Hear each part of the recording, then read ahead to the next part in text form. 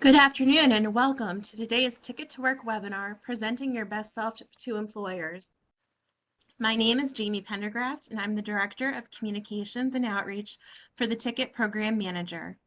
I am pleased to now introduce our moderator for today's webinar, Ray Cebula.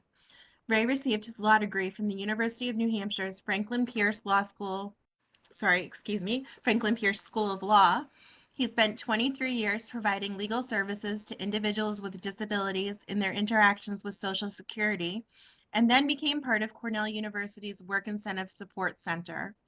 And in 2005, he joined the staff of Cornell's Yang Tang Institute on Employment and Disability.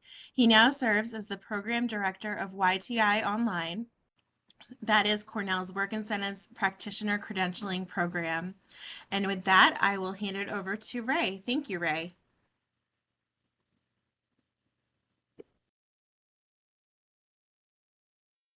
Thank you, Jamie. I just had to unmute myself. I'm taking on the role as moderator today, and my friend Derek is going to take on the role of the presenter today. And I can't really think of a better time to make that switch than we talk about presenting your best self to employers. Derek is the man if you want to be able to present yourself well to employers, as well as filing applications, preparing those resumes, all that good stuff. So today's webinar can be accessed. Accessing today's webinar, I should say, please know that you will all be muted. There is a question and answer box that you can ask your questions, and we will take those as we can. Select an option for how you want to join the meeting today. For audios, the device speaker option will enable the sound to be broadcast through your computer. Make sure your speakers are turned on or your headphones are plugged in. If you prefer to listen by phone, please click the phone option. To listen by phone, after you do click that phone option, as seen in the previous slide, you will see the window shown here. Select dial-in option, then click join meeting. On your phone, dial toll-free 1-800-832-0736, and today's access code is 4189148 #. Welcome to the Adobe Connect platform. We have a presentation pod. As you can see, that's the largest part of your screen. All of the slides will be presented there. A captioning pod, the gray section beneath that presentation pod. If you need captioning, please go up to the top of your screen and click on the caret or the downward facing arrow next to CC for closed captioning. Over on the right-hand side, you'll see the Q&A pod. We're asking you to put all of your questions that you have today in that Q&A pod. We have a very large group with us, so we will be picking those questions that are of the most interest to the most people. We're not able to answer questions about anybody's personal situation. This is just not the appropriate place to share information like that. Below that Q&A pod, you're going to see a web links pod. A lot of the information that we're going to be presenting today can be accessed in that web link pod, and a lot of other good stuff if you want to scroll through that at any time. Derek will be letting you know when something's in that web link pod. Real-time captioning. Real-time captions can be found at the captioning pod right below this slide. You can show or hide the caption display, and you can change the text size and choose the text color combinations to best meet your vision requirements. To open the closed captioning Select the CC option at the top of your screen. We already discussed that. From the top of that menu bar, again, that little downward facing arrow or caret is what you're going to be clicking on. The captioning link can also be accessed in the web links pod under the title Web Captioning. You can also access captioning online, or it's captioning space online. American Sign Language, or ASL. If you're fluent in ASL and would like support during today's webinar, use our ASL user guide that provides instructions to connect with an interpreter through the Federal Communications Commission, FCC, Video Relay Service, VRS, and that ASL user guide is in the captioning pod. Questions and answers. Please use that Q&A pod to the right of this screen. We want to hear your questions. We will direct the questions accordingly during the question and answer portion. And we've got, I think, 3 sessions today, which will be devoted to questions and answers. If you're listening by phone and are not logged into the webinar, you may also ask questions by emailing them to ttwebinars@ssa.gov. And the webinar online resources. Again, that web link pod is going to help you find the resources we're talking about today and many others. There's a lot of good stuff in there. If you're listening to the phone and not logged into the webinar, you may email ttwebinars@ssa.gov for a list of the available resources. Technical assistance. If you experience any technical difficulties during the webinar, please use the Q&A pod to send a message, or again, email ttwebinars@ssa.gov. Today's presenters. You've already met me, Ray Cebula from Cornell University. And I'm here today with Derek Shields. Jamie, do you have Derek's bio description that you can share? Sure, Ray. Hang on just 1 second while I grab that.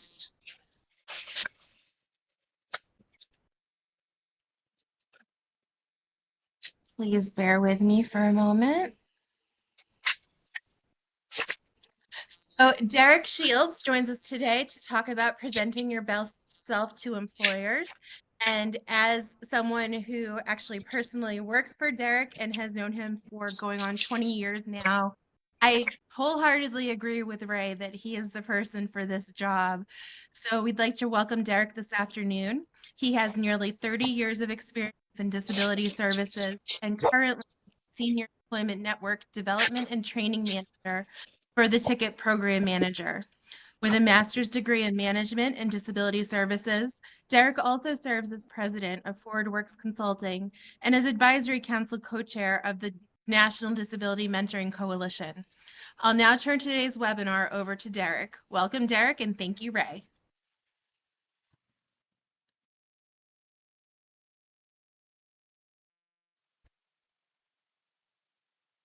Hey everybody, this is Derek.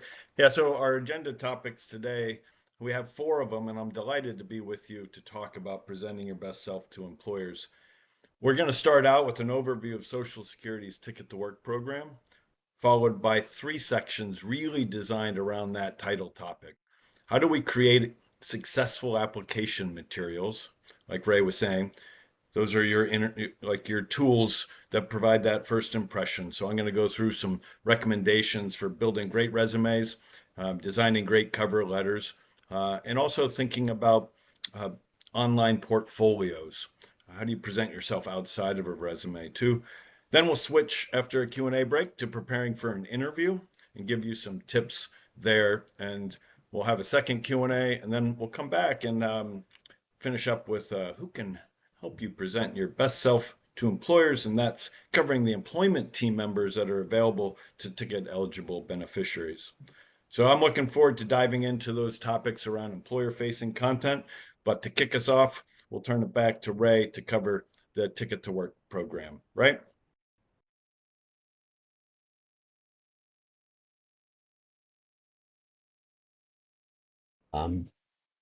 Two types of benefits that we all know: Social Security Disability Insurance and SSI, or Social Supplemental Security Income. It's very important when you begin to talk about returning to work or starting work for the first time that you know what type of benefit you're receiving. Now, Social Security Disability Insurance is just that. It's the insurance program that we're all purchasing when we work and have FICA taxes withdrawn from our gross pay. It has many, many work incentives, but they are particular to that benefit. Likewise, SSI, Supplemental Security Income, is not something we've bought. It's a needs-based program and will provide benefits to people who have never worked or people who haven't worked enough to become insured for the other program. This program also has an extensive list of work incentives that are peculiar to that program. And seriously, there is a wall between them. And you need to know. Yeah, we don't want to see you wasting time talking about what you think is SSDI only to find out that we should be talking about SSI. So try to make sure you know what benefit that is. What is the Ticket to Work program? The Ticket to Work program is free and it's voluntary. It's administered by the Social Security Administration. It offers career development for people ages 18 through 64 who receive a Social Security disability benefit, SSDI or SSI, and want to return to work. How can the Ticket program help you? The Ticket to Work program connects you with free employment services to help you decide if work, including self-employment, is the right choice, to help prepare you for work, whether that be training or listening to Derek.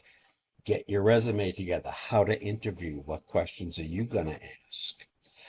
Find a paid work opportunity. Derek's also our man for that. Getting a paid internship or an apprenticeship is a great way to get some experience. And then how will you succeed at work? The Ticket to Work providers aren't going to stop helping you just because you found a job. We're going to continue with you for several months to make sure you're able to succeed and provide you with support. You can learn more at What is Social Security's Ticket to Work program, a self-guided tutorial in the web links pod. The Ticket to Work helpline is available to you to ask basic questions. Who are the providers in my area? What is this Ticket to Work? How can I use it? With no obligation whatsoever. The Ticket to Work program offers a toll-free helpline to answer your questions and support you on your journey to financial independence. You can call the Ticket to Work helpline Monday through Friday, 8 a.m. to 8 p.m. Eastern Time. That number is 1-866-968-7842. For TTY users, it's 1-866-833-2967. And now I'm going to turn it over to Derek, and he's going to take you through the application materials and all of that other good stuff. Take it away, Derek. This is Derek. Thank you, Ray, and thank you everyone for joining us today for this session. Appreciate the setup there and understanding more about the ticket program and who is eligible. And of course, that's why we're here These work incentive seminars focus on ticket eligible beneficiaries and helping those of you that want to explore pathways to work to do so with us. And today, presenting your best self to employers, we've got some featured content for you. And I think this is really designed for anyone. If it's your first time considering work or you're going to consider returning to work, we have somewhere around 7 to 7.2 million job openings in the country. And if you're preparing for one of those opportunities, hopefully you can get a tip today that would either refresh your approach or perhaps rejuvenate it or give you a whole new tactic. We're going to start out today by covering creating application materials. And so let's jump into that now. When we think about the materials and creating application materials, we certainly think of resumes, and resumes being a key still today, and they come in different forms, of course. So we wanted to talk about them to make sure that everyone's comfortable with them. And, usually they are a short document, potentially a single page that summarizes your work experience, your volunteer experience, your skill sets, and of course, any education you have. And I think, in one way of looking at this, whether it's a single page or a couple pages, it's trying to summarize who you are, what you bring to an employer, and how that framing might also see for an employer how you're a good fit for them and vice versa, how they're a good fit for you. It's really a two-way opportunity here when we think about preparing for an interview. Yes, they're interviewing you, but we also hope that you're interviewing them looking for a good match. Now that resume is a first impression. So while we're putting together to showcase your qualifications, we're also thinking about how we can get somebody's positive attention. And so when we put together the content, we'll talk about that in a moment, it's important to think about not just trying to get it delivered, but it's trying to get it delivered in a way that it's obviously well received for that strong first impression. And that resume gives a tool to the employer to think about customizing their questions based on the field or sector and your experience. So it allows for that bridge once again to be built. And that should allow for that more effective review. And I think about resumes too, you might think about them as a chronological list of things, and they are. But what we also know is that it's an asset inventory. And if you haven't thought about your resume that way in the past, I'd like you to think about that as I share some recommendations so we can think about how we turn this into a more of an asset inventory tool that does have that snapshot of where you've been and what you've achieved. All right, so let's look at what to include on a resume, and we've collected some suggestions here for you. Of course, we have contact information. We want to make sure, I've seen some resumes, unfortunately, that people, have their name, but they forget to put some form of contact information on them. As they get passed around, you never know where it might end up. So, obviously have your name, but consider including, professional email address. Think about what that email address has in it. If you're comfortable with it, a telephone number. I know that some people prefer not to do that to for some security's sake, but if you can include it, do that. And then if you have one, to also recommend including some other portfolio link, like if you have a LinkedIn page or if you have a personal website or a blog, you can list that up top with your contact information too. With that, we turn to work history. Of course, that's that kind of chronological list of what you've achieved if you've worked in the past. And we do recommend listing your previous jobs and starting them out, at the top with the most recent and working in what we would say reverse chronological order. So put the most recent there and then go backwards and end with the one of your last ones. And, include your company name. We want a job title that you had. and of course the dates you worked. And if you don't have much work experience and you're a little bit younger in your career, then we would include months and years. If you worked for a long time and you are returning to work, then maybe you could only include the years. That's really a personal choice to describe your critical history of work. And we'll talk about other kinds of work because we often know that some people have employment gaps or haven't worked but have different types of experiences, and we want to make sure that you feel like you can have a resume too.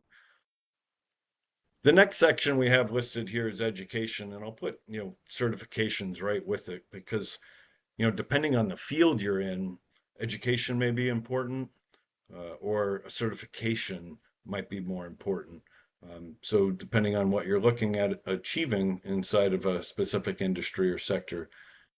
So same idea here, including the schools that you attended, and if you had a graduation date, when that would be. For those of you that perhaps recently graduated high school, then this would be something to showcase. If there's others out there that's been years and you've had different training education since, then we might start to leave that high school education off. It just really depends on kind of where you are with your experience and what you want to showcase.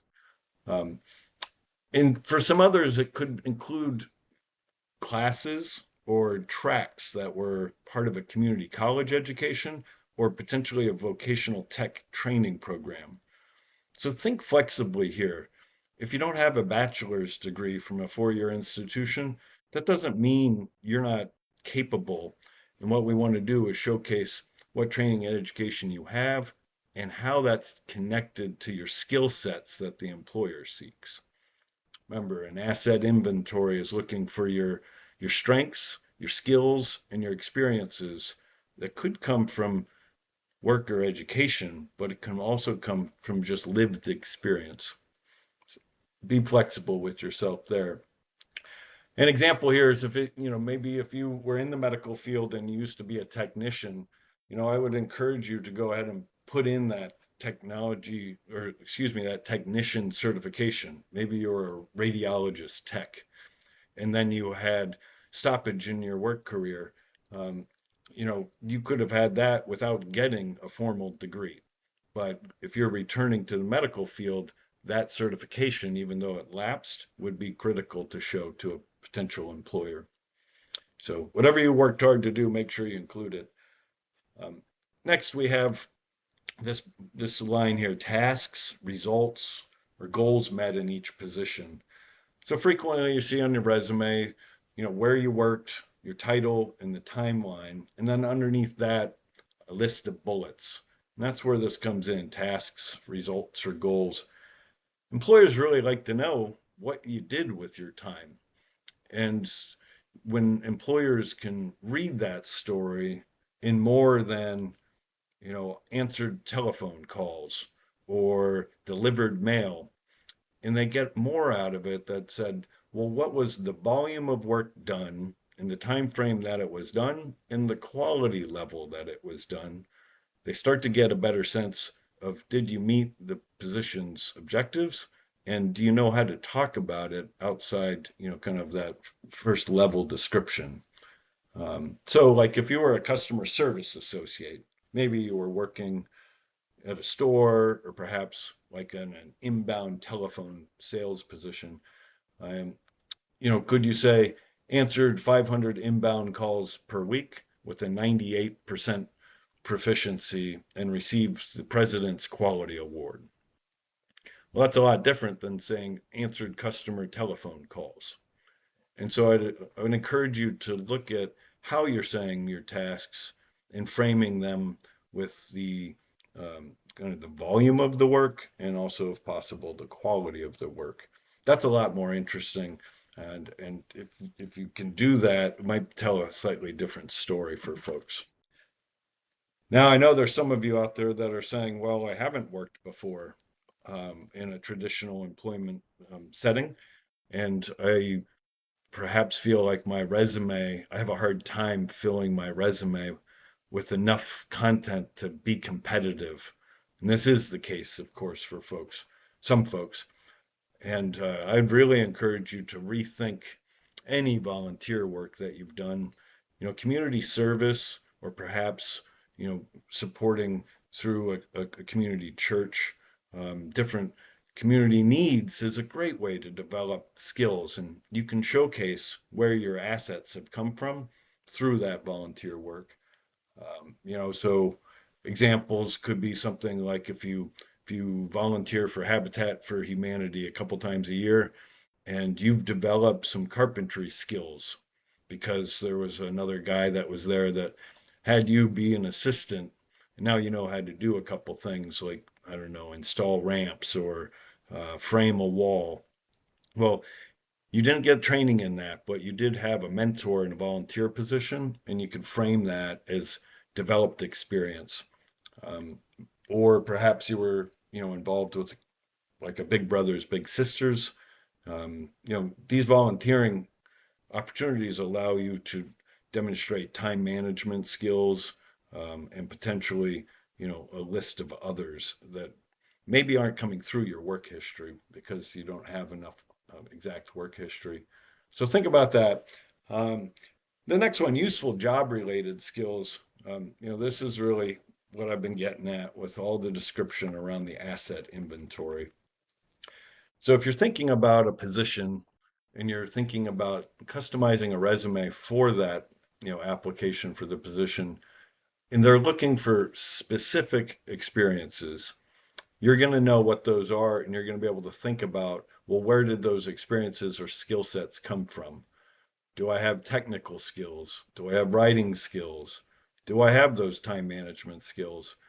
And then go back and look at work history, education and training history, and volunteer history, and pull out the best examples you have to put in that asset inventory and use those keywords.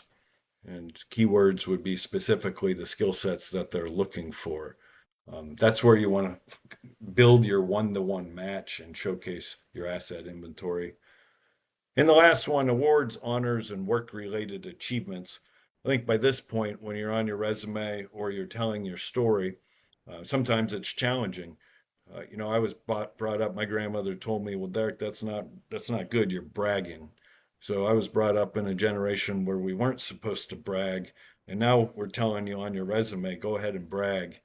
And I've reframed that as, this is again showcasing your work and your achievements, and it is a competitive process to find employment, and you need to brag. So, I mentioned before the customer service associate got the President's Quality Award. Well, this would be something to list with pride. If you got an Employee of the Month award, that would be something important to include. And, if you ever earned some type of honors in an educational program or a certification, add that too. That becomes part of your identity. And all of this on a single page or a couple pages of paper is your identity and can become your brand by what you put there, meaning how you're recognized by others and how they view you. And this could come to us if we hire you too. So keep those thoughts in mind when considering that. All right, we spent a little time on what to include in writing, in creating your resume. And so now we're going to look at the next piece, which is focused more on tips for writing it. So if we know now the types of content we want to put in, well, then how do we format that? If you're like some folks, you might open up like a word processing app like Microsoft Word and look for a template. And that's a good way to go if you don't know where to start. Or, as we talk about later, with your employment team members, some of these employment counselors, they might have templates or give you advice. But we do have some general tips that you can take for sure. The first one is make your contact information stand out. We recommend what you put there, but then also use, appropriately larger size font and, put that email address in there. Don't make it hard for a talent acquisition or human resources person to be able to figure out how to reach out to you. They're getting a lot of resumes. Make their job easy by doing that. That email address, you think about it, sometimes we see people with AOL or Yahoo addresses. And while many people had those, they're kind of outdated. So you can consider updating that to a more current email app. But most importantly, if you're a Jets fan and it says Jets, Jets, Jets at AOL.com, you never know how somebody's going to react to that. If they happen to be a Jets fan, you're lucky. Most likely they'll want to see your name in that email address. So think about that and get an appropriate one. Next, tailor your resume for specific jobs. I mean, this is where we talk about connecting the skills and experiences to match the job description. It's not necessarily a science, it is a bit of an art. And when you do that, if you're unsure about how to do that, your employment team members can help. But doing that side by side, I'm kind of a paper person, so I like to print things out and literally take a pen and look at the job description and check off, okay, I got that in my resume. Oh, they're asking for, this leadership experience. Well, I have that a little bit, but maybe I should work on that over in the resume. That's how I approach it. You might want to ask for feedback, from a family member or something to get their view on what matches or what you can do. We do put up here a list of information in order of importance.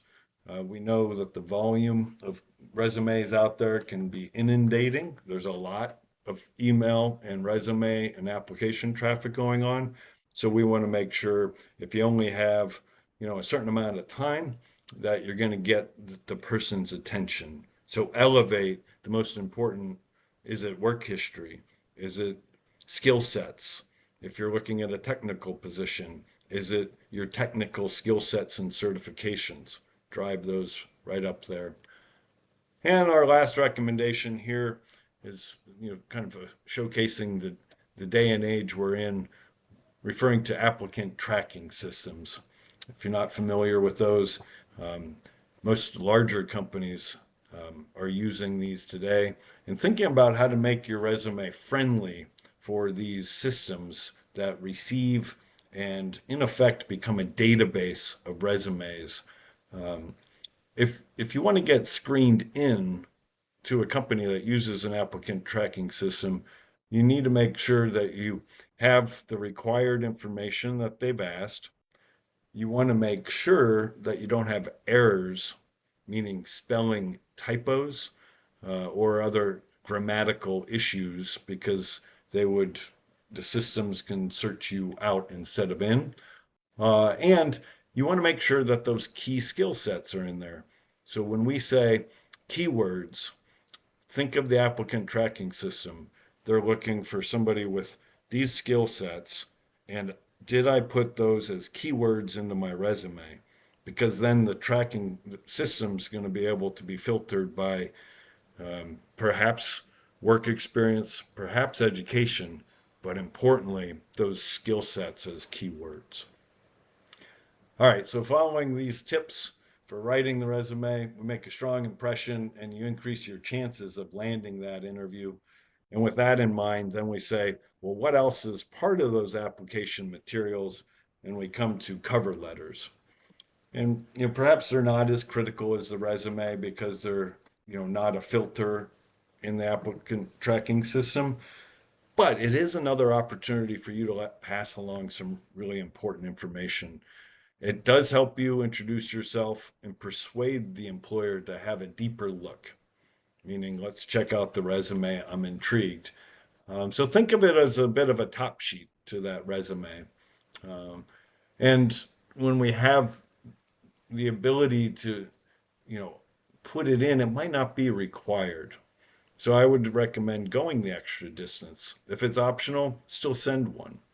It's an opportunity to bring your personality and your personal brand forward in a way that sometimes is hard to do through a resume.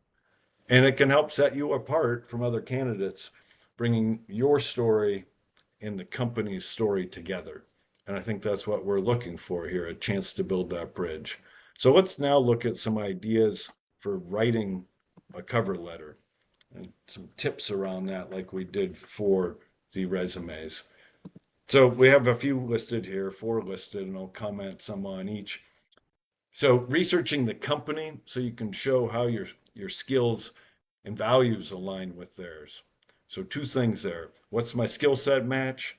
What do I bring to them?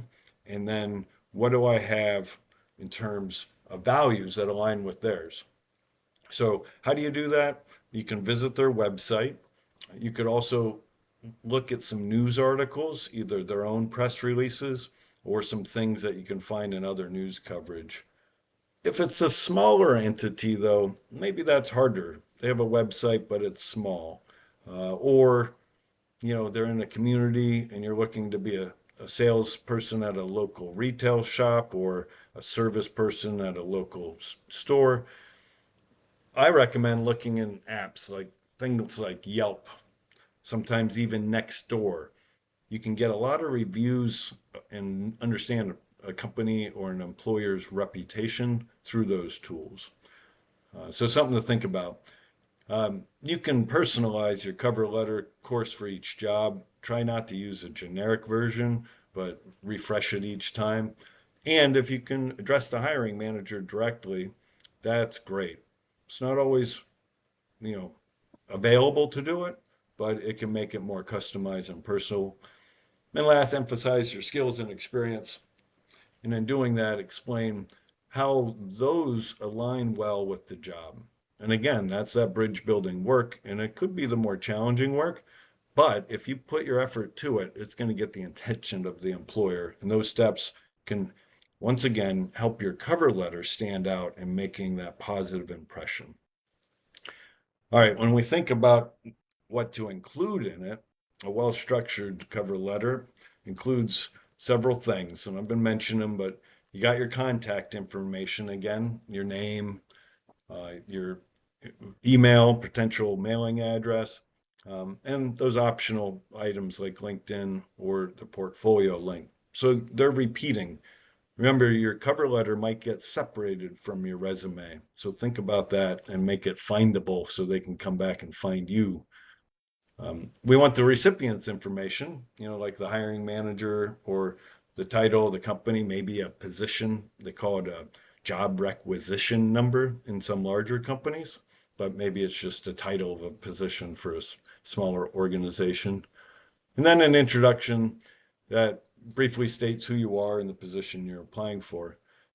In the body of the paragraph, I want you to include those knowledge, skills, and abilities. That's that asset inventory that relate directly to the job. And that's that important kind of paragraph in the cover letter. And then highlight what makes you qualified. This is that chance to stand out in the competition and brag a little bit. Not only what you've learned and what you've experienced through work, but potentially what you've done in the last year or 6 months to advance yourself. And be proud of that. We all can't all learn all the time, but if we could demonstrate what we're doing through lifelong learning or approaching new content and improving ourselves, this will demonstrate a positive value to the employer. And as mentioned, any other accomplishments or achievements like those awards. And then finish off with that strong closing statement. I look forward to hearing from you and having the opportunity for an interview, that type of thing. All right, now that we've gone through the cover letter, a couple thoughts on portfolios, which are really fabulous additions to your application materials. So if you're not familiar with a portfolio, or what I like to call a living portfolio, this is a sample of work, potentially previous work, that showcases what you do, what you have done, and brings these opportunities to employers or potential employers. So an example would be, if I was to apply for a website design job, you would include previous websites that you've designed. If you're a photographer, showcase a selection of your best photos. Maybe you do nature photography, and you'd have a section on that. Maybe you've done headshots for clients, have a section on that. But really bring forward your creative capacity as a photographer there. So my portfolio is not like that. I have a LinkedIn account that I've managed for a long time. And as I publish things like papers or resource guides, I tend to add those as my recent achievements. And so if you go to my LinkedIn page, you'll see 6 or 7 what I would call my deliverables for clients that I'm proud of. And I try to continue to add those over time. So a couple different ways to look at a portfolio. While it's not required, it is a good way for you to augment what you have, to add to your resume and cover letter one more thing that's going to make you stand out and again be part of your personal brand. When creating a portfolio, we recommend determining what best representations of your work you should include. I gave you some examples, but those are steps you need to consider. You could have different sections. Here we have publications, websites, and artwork as examples. But what is it that you've done that you would bring forward for a living portfolio that would help tell your story? Or perhaps you have a personal blog and your blog has subsections. Think about those subsections. If you're going into communications application, how does my blog represent different communities and how would employers look at that? Have a statement outlining who you are and your goals and request maintain testimonials if possible. This is a great one. And if you haven't asked for the testimonials, it would be a good thing to add. You might ask for references, but you could also get a testimonial and include that in your portfolio. We have the awards again, and of course, include ways to connect. And if you have other social networks or accounts, putting those links there so they have the opportunity to look at how you're engaging in the community over there too. So some good tips on creating a portfolio. And as we round out the application materials, remember the first part was on creating successful application materials. Just want to review a few things here. It's great to have an awesome resume, to have an awesome cover letter, and to have a fantastic portfolio, a living portfolio. But if you have errors in them, it's going to take away from that keyword. If you put in attention to detail and then you go to one of these and there's a spelling error, then it's questioning, well, what's your attention to detail? So have somebody give you feedback. Highly recommend that. And then continue to update your materials. If you haven't done that for a while, I'd encourage you to go back, refresh them, and make sure that they're up to the story that you want to share for the positions that you're considering or actually applying to. All right, and with that, we are now at our first break, and I'm going to ask Ray to come back in. Here I am, Derek, and we have some questions for you. Lots of audience participation, in fact. The first question that we have is, what if I haven't worked in a while? I might have a gap in my resume, either because of a disability or for any other reason. How do I deal with that? Ray, thanks for the question. Yeah, I mentioned that, and I'm not surprised we have the question. It's probably the most asked questions when it comes to resume and the work that we do. It's a very personal decision. First of all, for a lot of people, it's good, it's fine, it's your life. And how do you want to tell that story? That's a personal decision. There's a couple different ways to position that. You could identify on the resume that you took time off and identify what that was. You could do that in a cover letter instead of the resume itself. You could also look at that not about what employer you worked for if you weren't working, but how did you develop other skill sets?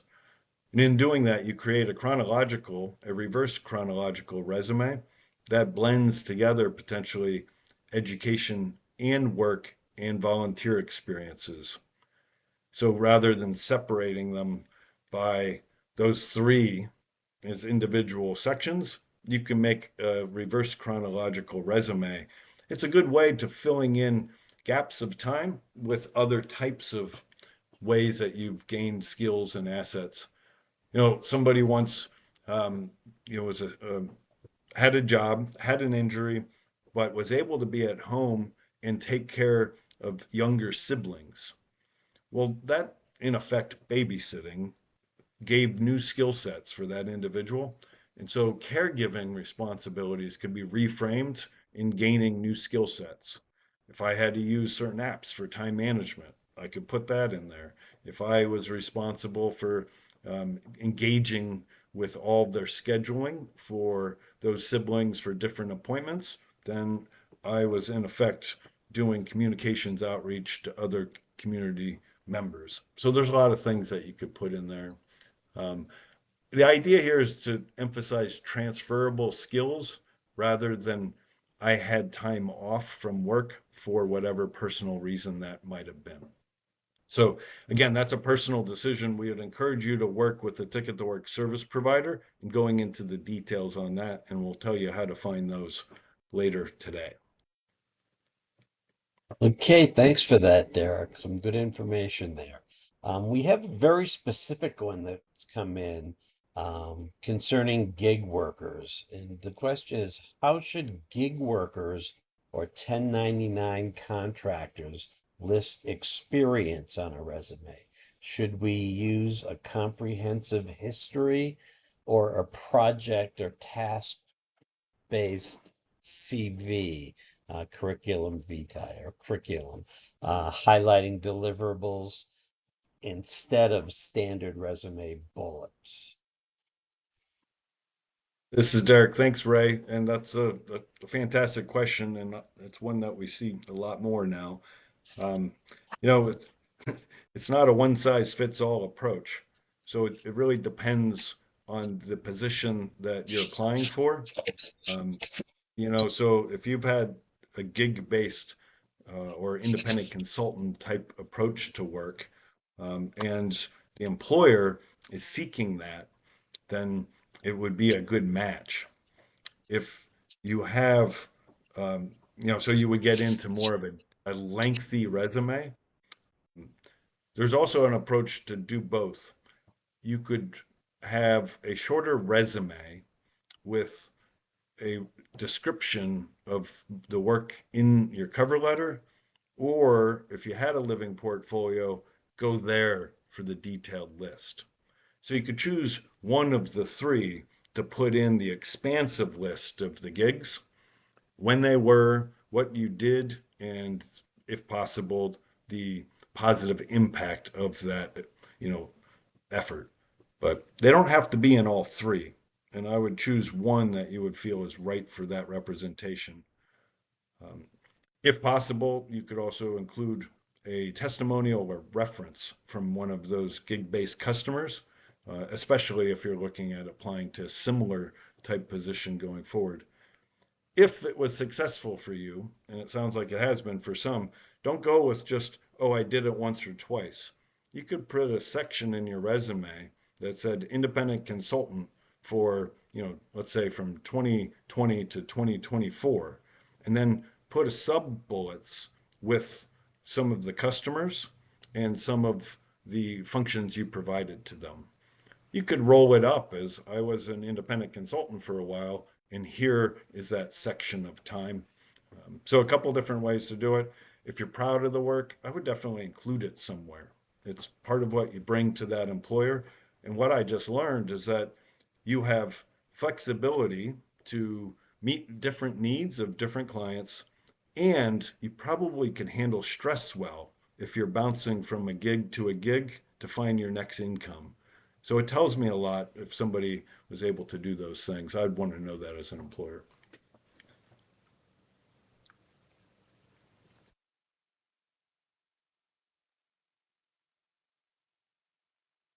Ray, are you there? Yes, I'm talking to myself while I was muted. Nope. I wanted to I wanted to thank you for that information about tailoring your resume to each employer, and one size doesn't fit all. And we have one more question. Someone's asking, they've never had a job. Can the Ticket to Work program help me? This is Derek. Absolutely. Yeah. And, if you haven't worked and you hear about a lot of these terms, it can be intimidating. But if you are eligible, as Ray describes, receiving one or both of the benefit programs from Social Security and fall inside of that age range, then yes, the ticket program can help you, even if you haven't had any work before. And importantly, can translate your non-work related experience into a resume or an application. It's not an easy thing to do if you haven't done it before, but the ticket program and the service providers can best position you to do that well. So I'd encourage you to think about that. Okay, I have a lot of strengths and skills and experiences. Maybe they aren't from work. Let's give this a go. And a little bit later on, we'll tell you how to contact a service provider.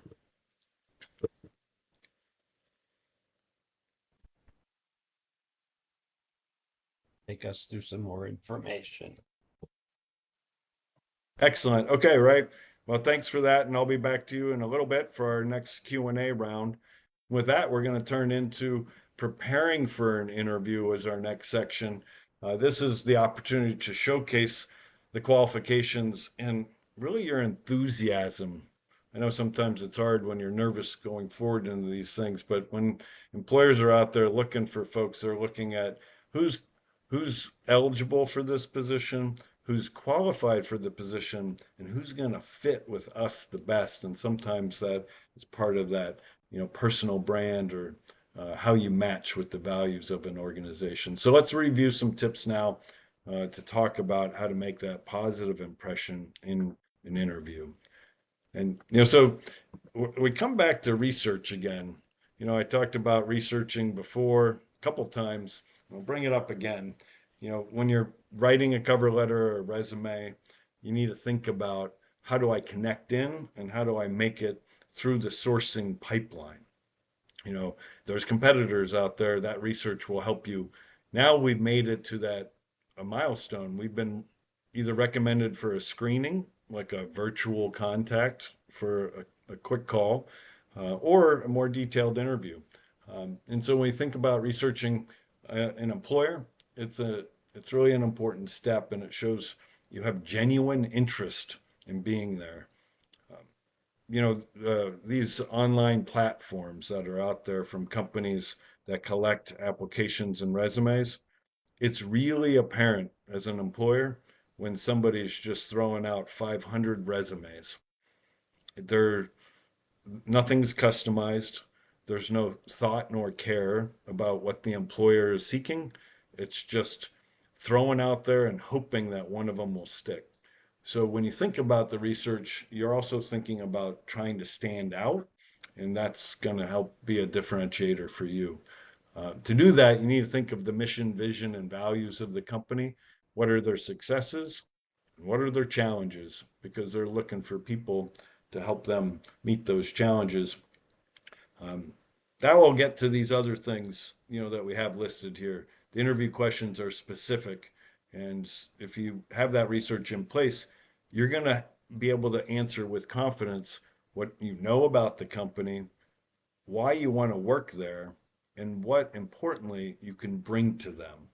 And I think that last part is really where I'd like to emphasize. If you're familiar with who they are and what they need, then you're going to be able to be in a better position to say what you can bring to meet their needs.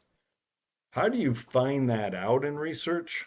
Well, that can be a little bit more challenging, but you can look online, and I encourage you to use a social platform. If you're able to, I follow companies on LinkedIn, and now I'm not applying to those companies, but if you're applying to companies that are larger ones and you aren't following them on LinkedIn and they use LinkedIn to find resumes, they sort when one of those sort features for their talent and human resources teams is who's following our brand on LinkedIn. They'll look for, regional or work at home positions. They'll look at keywords. They'll look at education, and they'll look at who's following us on LinkedIn. So you could get sorted in or sorted out. So think about that in itself. That's an important consideration if they use that as a hiring tool. But by doing that research, you might also be able to just learn some things that are more relevant to recent time for the company. Oh, I see that your company is a sponsor of the Special Olympics. I noticed that you were a sponsor for their World Games in Florida last summer. I appreciate that because I have a child that has been in the Special Olympics before, and that's always been near and dear to our values. And I appreciate your company does that too. It brings the two sides a little closer together. All right, next up, we have practicing answering questions. So we're doing our research, we're figuring out things about the company that are important to them, and now we have the need to prepare for, well, what are they going to ask me? And so here we have some tips. Answering those questions obviously can increase your confidence. If we go in without practicing, either by ourselves or with a friend or a employment counselor, then we're going to be more nervous, and that's going to lead to potential downturn in that interview experience. So when in practicing, we recommend preparing for a mix of general questions and some more specific questions. And in doing that, I don't know, the key one is, well, tell me about yourself. Why, what have you done and why are you applying type storyline. So this is a chance for everyone to, in effect, share what we would call an elevator speech. Do you have about a 2-minute description that you feel comfortable referring to that's slightly tailored for that employer? If you don't, then that's something that you could work on and practice. It'll allow you to have more confidence in that situation. And then next, research common interview questions for the job you were interviewing for. Really like this one. It prepares you in a customized way for that employer. One of our team members says, there's a lot of apps out there that you can use. I'm applying for this position. I want to be a seamstress. I have some work experience in this area, but I need to know what kind of questions they're going to ask me for this job. Or I'm going to work for that coffee shop. I've never been a barrister before, but I've always wanted to give it a try. What kind of questions are they going to ask me? Well, you can plug those into your search in those apps, and then you could get some potential questions that you could use in practice. If not, you can reach out through a service provider, or you could talk to a family member that they might have some ideas about those potential questions too. And then, you could outline some of your answers and then practice with a service provider, a friend, or a family member if you have somebody available. It might seem foolish at first. I remember when I did it at first, what I did was I used a mirror. It was just me. I had no confidence in my answers when I was applying for a large copier printer company. So I started by just sitting with a mirror and acting like I was talking to the hiring manager. Once I got better at it, then I got in front of a family member. It was my brother. And although he was tough on me, it ended up being really helpful when I got to the actual interview questions themselves. So that will increase your confidence, of course, and that's the game here. We want to make sure your confidence is increasing. Then we have the other side of this, right? They're going to ask you questions, and then at the end, their final question is, well, thank you, Derek, for coming in. What questions do you have of me? Or what questions do you have of our panel today? And that, of course, can also be intimidating. So we want you to be prepared there. You can, again, use the apps and do some online computer searches to get some recommendations. Of course, you can talk to a service provider that would have some recommendations as well. These questions can range, and we have some examples here. I love the first one. What's a typical day or week like in this position? I've not held it before, as you know. This is my employment objective. I feel like I would be a great match. Can you walk me through the more specifics of what a day is like for someone in the position? Or the next one, what's the most important thing that I would need to accomplish in my first 3 to 6 months? I really like goal setting. I've heard you have great onboarding training. I want to know where I should be in the first 3 to 6 months. Can you help describe that?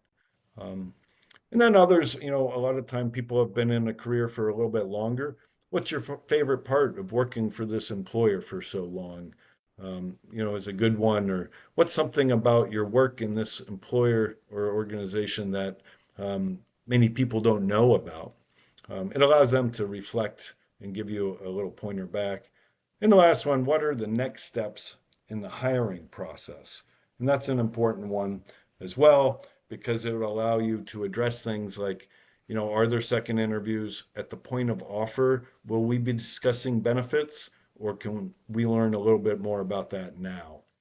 So have a couple questions ready to go to make sure you're leaving knowing that it's a good match for you too.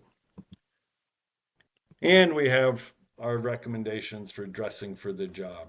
And this is, of course, tailored depending on where you are to different answers. But dressing appropriately for that interview is really important. And it shows that you care to the interviewer, whether that's online as a screening or an interview or in person.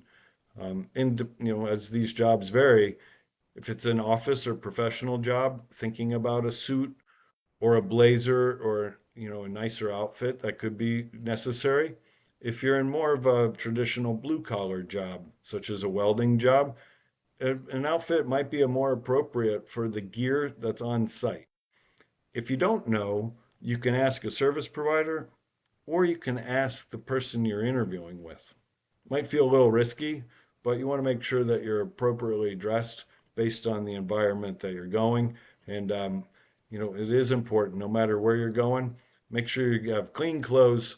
You're kind of presenting that wrinkle free approach, and it shows another attention to detail that you care. All right, and then be mindful of time. When we look at this is important to arrive to the interview a few minutes early.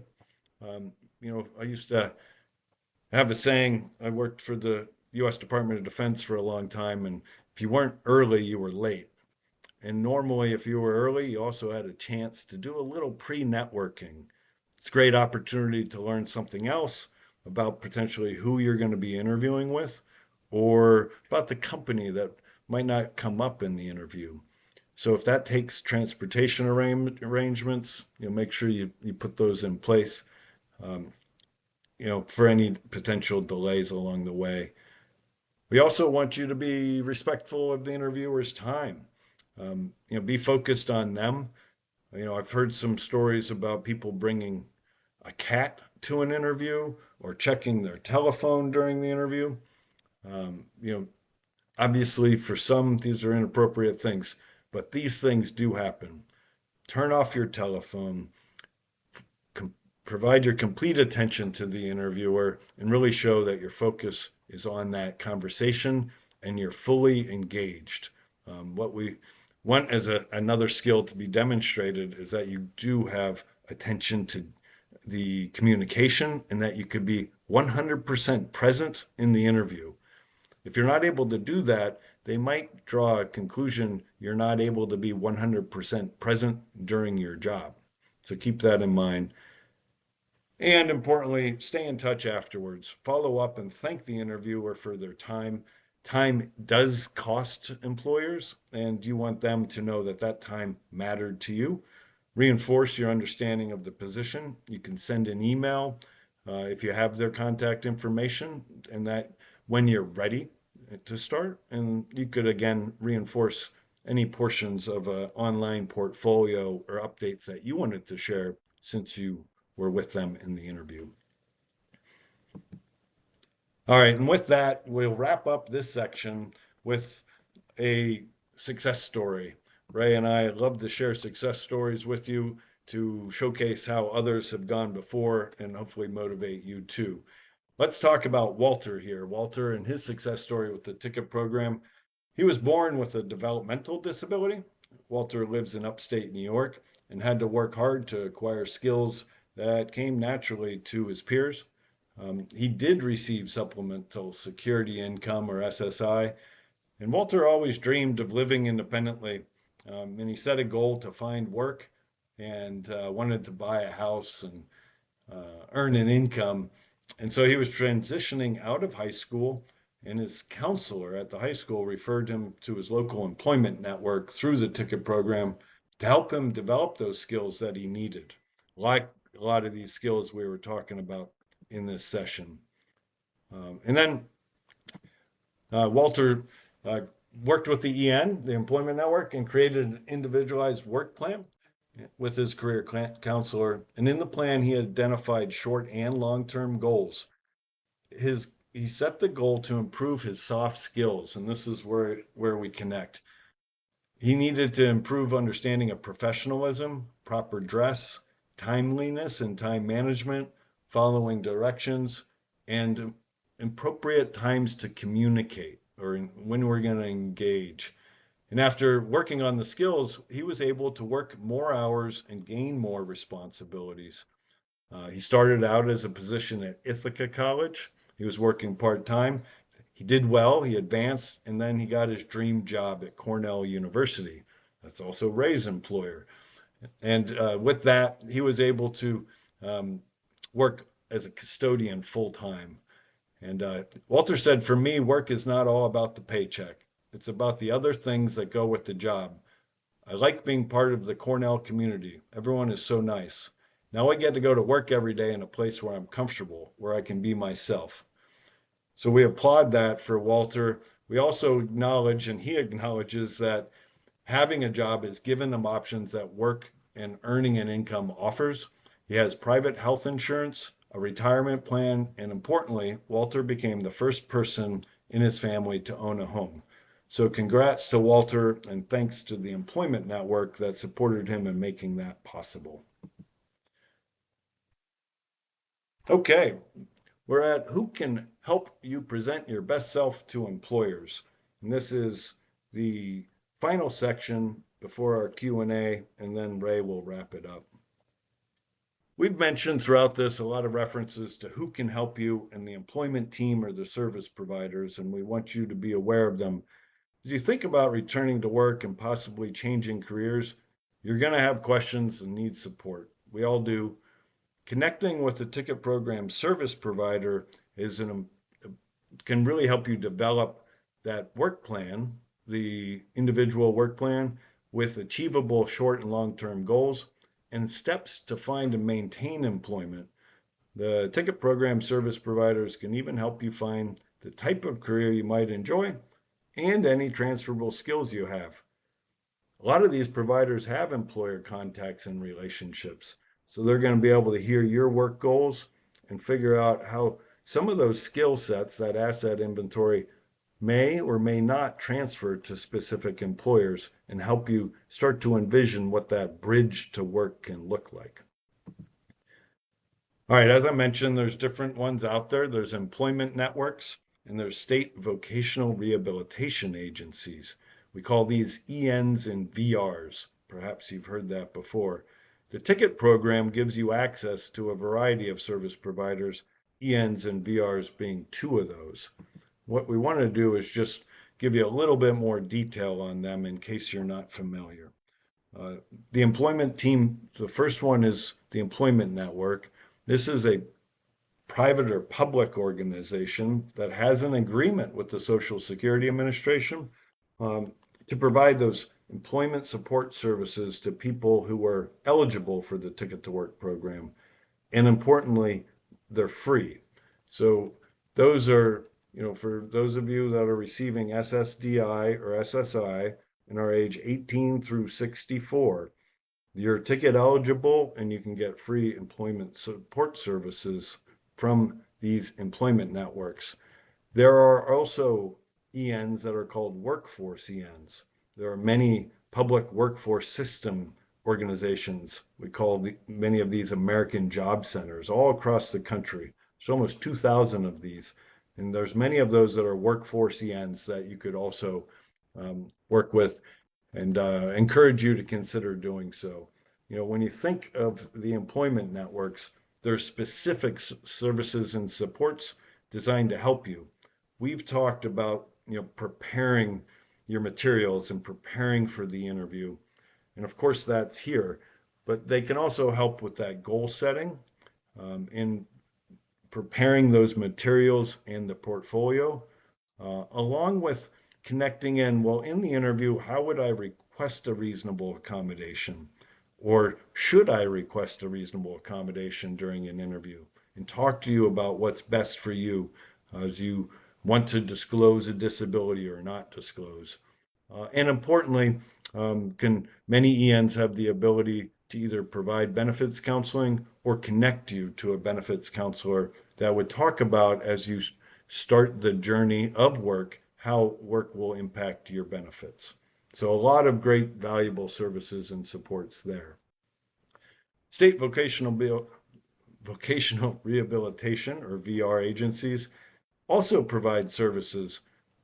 They provide a much wider variety of services that help people with disabilities return to work, or enter new lines of work. Maybe you're entering the workforce for the first time. They could also have embedded benefits counseling, but they get more involved with some of that more robust vocational rehabilitation or longer term training and education. If your work goal requires a certificate in a specific, vocational tech area, they can help. If your work goal requires a bachelor's degree, a 4-year degree, they could help.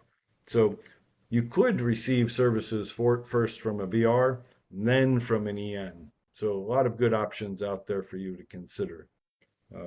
With VRs here on this slide, usually work with individuals who need more significant services. In some states, that includes more intensive training and education and rehabilitation. And they may also offer career counseling and job placement assistance, which is important to consider outside of just that counseling that I mentioned just moments ago. So a lot of great services coming from the VR system too. If you're interested in this, we just want to mention that you can find a member of your employment team, one of these service providers, by going to our Ticket to Work helpline. Ray mentioned this, and I'll just mention it again. You could reach the Ticket to Work helpline at 1-866-968-7842, or via TTY at 1-866-833-2967. That TTY line is available for individuals who are deaf or hard of hearing or have other communication disabilities. If you prefer not to call one of the beneficiary support specialists at the helpline, and you prefer using a computer for your search and doing that directly, you can visit the Choose Work website at the Find Help page. The Find Help page is also under number 10 in the web links pod. By going there, you can search by your zip code if you prefer something that's more in your backyard. You could also look for a national service provider. You could filter by services offered, your disability type. There's a language spoken field, and specifically for the service provider type. If you want to work with an employment network or a workforce employment network or one of those state VR service providers, you can search by them. The Find Help tool will give you your report, and then you could reach out directly to that service provider. And that brings us to our second Q&A and gives me an opportunity to invite Ray back in. Ray?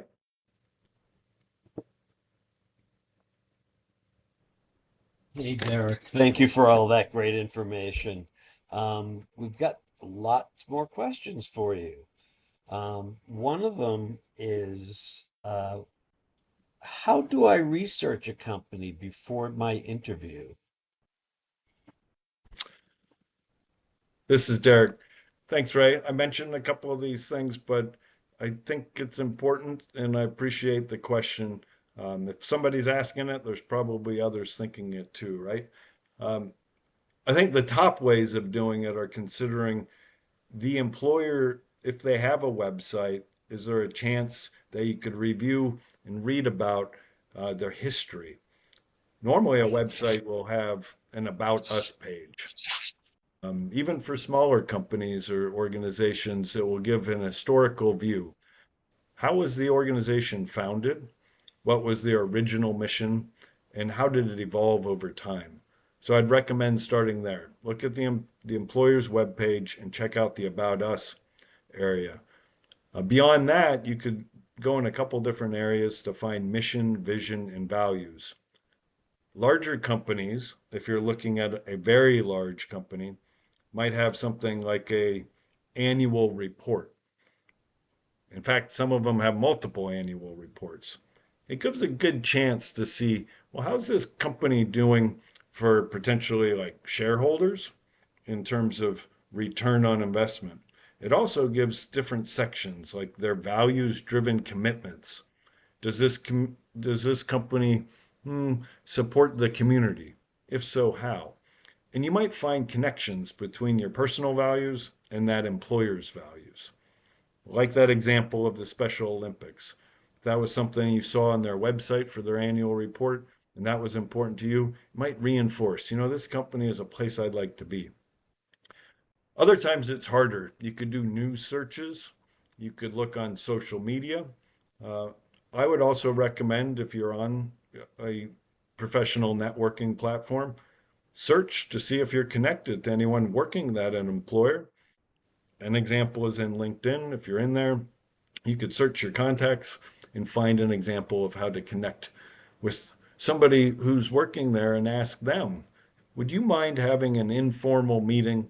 I would love 15 minutes of your time to hear more about what you do at that company and answer a few questions of mine. So, different ways to do research. I would encourage you to do that to build up as much information so you stand out compared to the other person and stick around in that sourcing pipeline. Okay, we're going to stick with that interview for a minute. If I don't have friends or family who can help me prepare for the interview, is there somebody else I could reach out to? Thanks, Ray. This is Derek again. Oh, absolutely. As I mentioned, I started with myself in a mirror, or you don't need to look in a mirror if you prefer, but I would practice by yourself. It might seem foolish or foolhardy, but if we don't get our narrative down and then we go to practice with somebody else, then we're going to spend most of their time get starting. So do the best you can, and then you bring that version to that next person. If it's not somebody like a friend or a family member, we encourage you to use the Ticket to Work program and these service providers. These employments are across the country. Employment networks and vocational rehabilitation agencies are across the country, and they do exactly that. They're there to be your partner. So if you're frustrated because you don't have another close person, make the employment team your team and use that contact. They're all free career support services, and that includes interview preparation supports. And I've met some of these employment network professionals, and they're outstanding at what they do. What you're missing is having them as part of your employment team and giving you confidence through interview prep. So I would encourage you to call the helpline or do the Find Help tool search and reach out to an employment network and tell them what you're trying to do and that you need help with the interview prep and see what you find out. I think you'll figure out that the bridge to them is not as big or as wide of a gap as you thought, and you would quickly get going in your journey.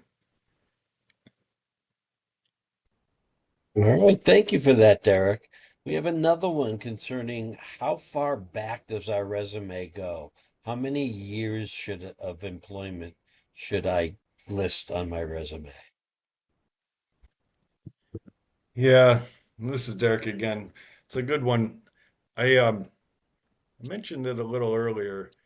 It's a soft answer, and it really depends. You know, if you've had 30 years of being in and out of work, normally those first jobs perhaps are less important.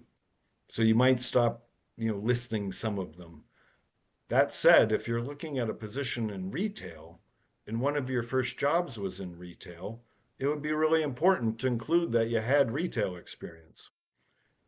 Those types of decisions should be customized per each application in each interview.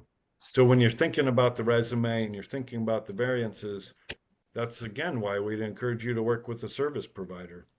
They may have a relationship with the employer and they said, look, this employer likes one-page resumes. A couple of these experiences could be left out, and here's how we're going to do it. So I would really bring those situations up on a case-by-case basis based on who you're applying to and the nature of your experience. So hopefully that helps. Again, there's not a single answer. Consider reaching out to a service provider for better guidance on each case. Thank you for that, Derek. And somebody says this is great advice for an in-person interview, but how do I make a good first impression over the phone or on Zoom? This is Derek again. Yeah, and this is really important. A lot of organizations do at least the screening through a virtual connection, meaning a telephone or a Zoom, and potentially, email gets that started. So with that in mind, preparing for that would be the first step. So if you think about how many phone numbers, or how many times you've distributed your phone number to employers that may call, and you normally answer the telephone, hey, this is Derek, then you may rethink that. Oh, I'm in application mode right now. This could be an employer. I'm going to change the hey, this is Derek to something a little bit more professional. Hello, this is Derek speaking. Something like that, just a minor thing, but a tweak. Um, I think on the other side for, email, or if you're messaging inside of a platform and you get an interview, then how do you show up in a video platform like Zoom or Teams or Google Meet, one of these? Um, you know, how do you engage with somebody? If we don't experience it a lot, it's again an opportunity to practice.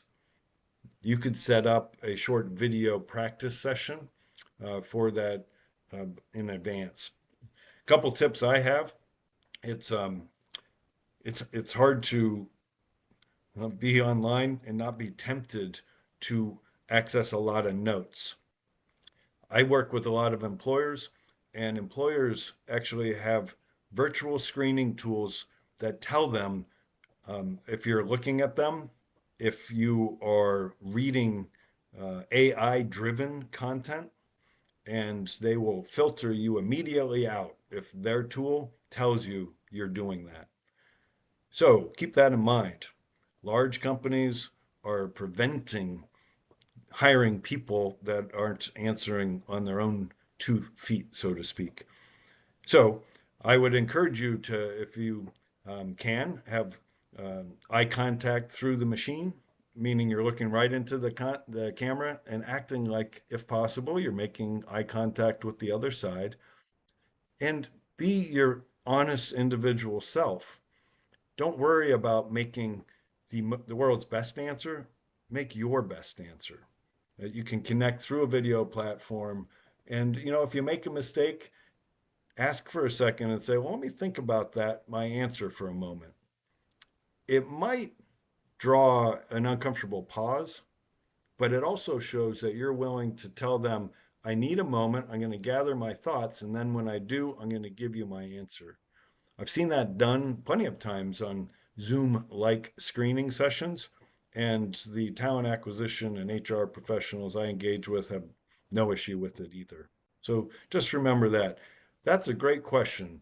I'd like to take a moment to prepare my response, and 5-10 seconds later, okay, now go. That's better than stumbling over your answer and not being sure how to meet their interest with a good response. So a couple tips there. I'm sure others have more. Make sure you ask a service provider or other friends or family members for their experiences. That would build how you would approach one of those virtual screenings or interviews. All right. Thank you, Derek. It's a different world than when I started working. Okay. How do I network if I don't have many professional connections? How would I start building those connections? Well, this is Derek. I love networking and it can be intimidating, but networking as a skill set can only start by beginning. And I would tell you, you might not have a lot of professional connections, but you do have connections. And some of those personal connections do have community and professional connections. So start with those that are closest with you, friends and family. Ask them to introduce you to somebody that's of the field or industry. And then you can connect and ask them for maybe a 15-minute or 30-minute informational interview. You can also use a platform to connect to somebody or use those service providers. One of the questions I would ask the service providers, if you want to join the retail industry, can they introduce you to somebody for an informational interview with somebody in the retail industry before you even begin to apply? It would help you get ready and change your professional network. Hey, thank you for that, Derek. All right, the last question I have for you is, what if I am unsure about the type of work I want to do or the training I may need before I start looking for work? Thanks, Ray. This is Derek. All right, our last question. I think, the Ticket to Work program's designed for exactly that. I'm not the person for that one. I'm going to direct you to call the Ticket to Work helpline or use the Find Help tool. A service provider is going to talk to you about all the work that's out there and the training or certifications that you might not have and potential steps to get there. They might redirect you to the state VR agency we spoke about, but I would encourage you to reach out to a service provider for getting started there. Thanks, Ray. Hey, thank you, Derek. All right, so how to get started? Social Security's Ticket to Work program has resources ready to help you get started. Again, the Ticket to Work helpline is a great place to start for some basic information and grow from there. That number is 1-866-968-7842, or TTY is 1-866-833-2967. You can visit the website choosework.ssa.gov, or, as Derek just mentioned, that Find Help tool. I can't tell you how many times I'm talking with somebody who's looking for work and I'm using this website. It's choosework.ssa.gov/find help. How to connect? Visit the Choose Work explanation point contact page to find us on social media and subscribe to the blog and email updates. That Choose Work contact page is in your web pod.